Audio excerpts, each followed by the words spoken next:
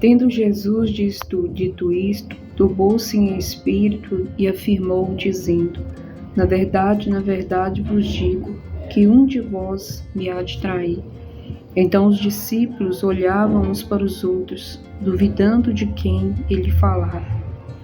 Ora, um de seus discípulos, aquele a quem Jesus amava, estava reclinado no seio de Jesus.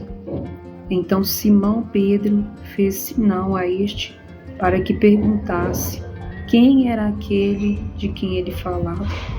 E, inclinando-se ele sobre o peito de Jesus, disse: Senhor, quem é? E Jesus respondeu: é aquele a quem eu der o bocado molhado.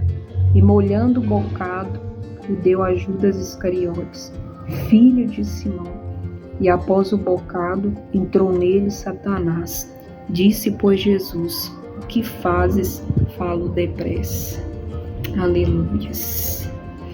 Aqui a palavra do Senhor está nos dando uma firme convicção sobre a traição, sobre aquilo que está nesse mundo,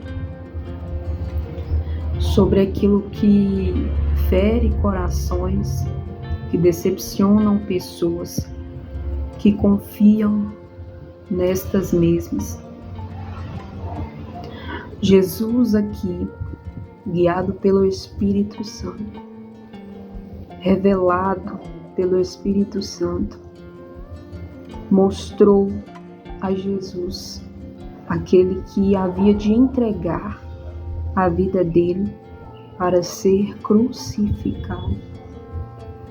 E o que mais me chama a atenção nesse texto é que não era ninguém distante, mas era um dos 12, um que comia na mesa, um que sabia dos mistérios de Jesus, viu milagres, viu que o poder de Deus era sobre a vida de Jesus, viu que Jesus era um homem sem pecado, um homem sem mancha, um homem íntegro, mas mesmo assim decidiu trair Jesus. E foi quando Satanás entrou na vida de Judas. E nós podemos entender através desse versículo que você carregar a presença de Deus, você buscar a Jesus, não vai te deixar livre de traição. Ao contrário, vai vir falsos, vai vir traidores, vai vir aqueles que julgam estar com você no momento da dificuldade, vai vir aqueles que muitas das vezes te ajudam disfarçadamente, como Judas, que era tesoureiro da obra, dali do Senhor Jesus, como Judas, que tomava conta das finanças do Senhor Jesus, aparentemente ajudando na obra. E é aí que entra quando nós carregamos o discernimento do Espírito Santo. O Espírito Santo logo comunica com o nosso espírito que a coisa é errada por trás do traidor.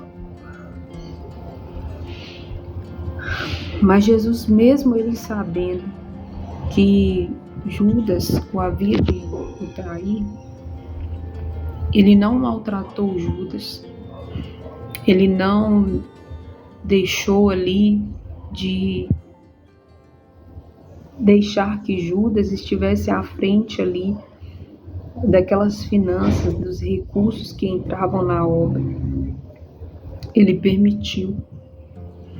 Jesus, ele permitiu, Deus, ele permitiu através de Jesus que ele fosse, às vezes esperando um arrependimento de Judas, às vezes esperando que Judas pensasse bem antes de querer trair o mestre.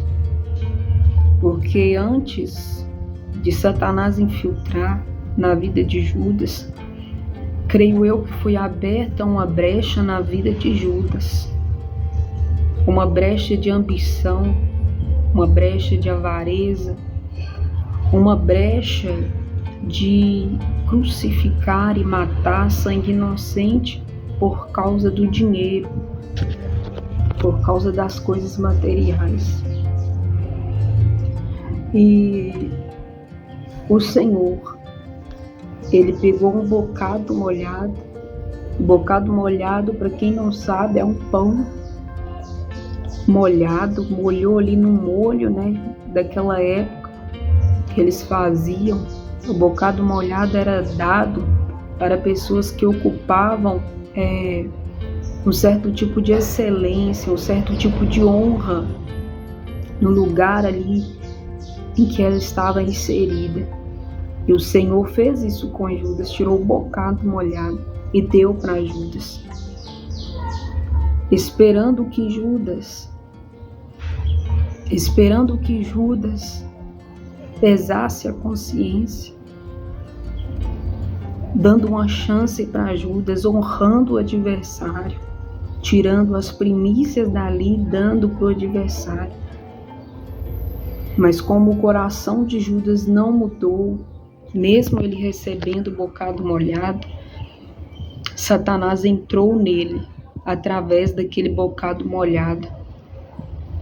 Porque quando nós fazemos algo de bom para os nossos adversários, para os nossos inimigos, e mesmo assim eles não se arrependem, aquilo lhe dá mais força. Satanás, ele entra porque a pessoa já está fora do sentido natural do homem, quer amar, quer perdoar, quer servir. E o Senhor, Ele dá oportunidade para os traidores, para aqueles que são falsos, para aqueles que tentam prejudicar os inocentes. Jesus dá oportunidade para que eles venham se arrepender. Mas o problema é que a raiva é tanta que já saem ali dos seus sentidos, Satanás já começa a agir. E foi isso que aconteceu com Judas. A partir daquele bocado molhado, Satanás, ele ganhou mais força para usar o corpo de Judas. E a palavra de Deus vai nos dizer: nós devemos orar por todos aqueles que nos perseguem, por todos aqueles que, mesmo que ocupam um lugar de excelência na nossa vida, orar pela vida deles, para que eles venham se arrepender, para que eles não percam a salvação, para que eles se olhem, mudem o coração, tenham um coração puro, se arrependam de trair sangue inocente. Eu quero falar para você: ore pelos seus líderes, ore pelos seus pastores, ore pelos seus parentes, ore pelos seus familiares, porque quanto mais próximo, mais Satanás age. Quanto mais próximo, mais Satanás tem sede de agir. E eu quero liberar uma passagem, uma palavra profética sobre a sua vida. Que a traição do traidor, ela não poderá te derrubar. Assim como não derrubou Jesus, assim como não destruiu Jesus, a traição do traidor não vai te derrubar. Ela vai te fortalecer. Porque Jesus te dará forças, Jesus te dará vida, Jesus te dará graça nessa situação que você está enfrentando. Jesus vai te dar mansidão, a mansidão que Ele teve, a prudência que Ele teve, a humildade que Ele teve, para que a ficha do adversário venha cair,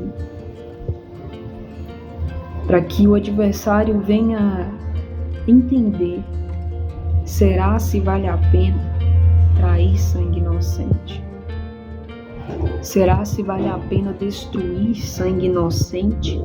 Pessoas que não fizeram nada com você ir lá caluniar, difamar, falar mal, tentar destruir a vida daquela pessoa. Será se compensa para o traidor tentar trair aquele que serve a Deus, aquele que segue a Deus, aquele que carrega a presença?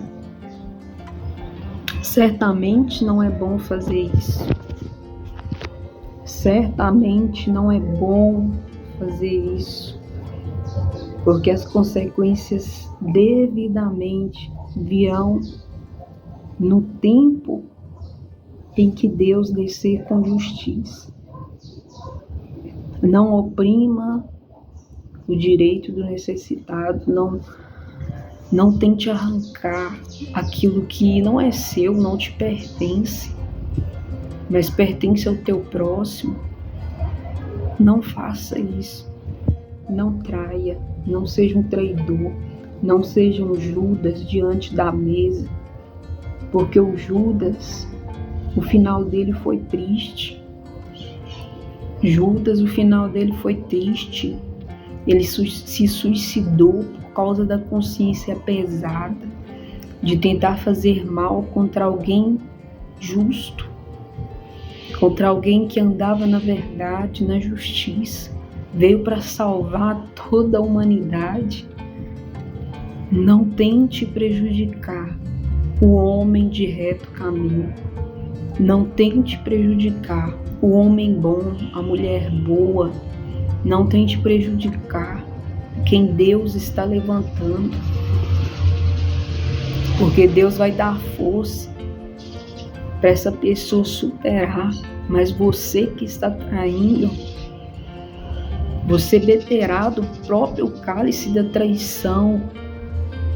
Você beberá porque está escrito aquilo que você semeia. Se você semeia traição, você vai colher destruição para a sua vida.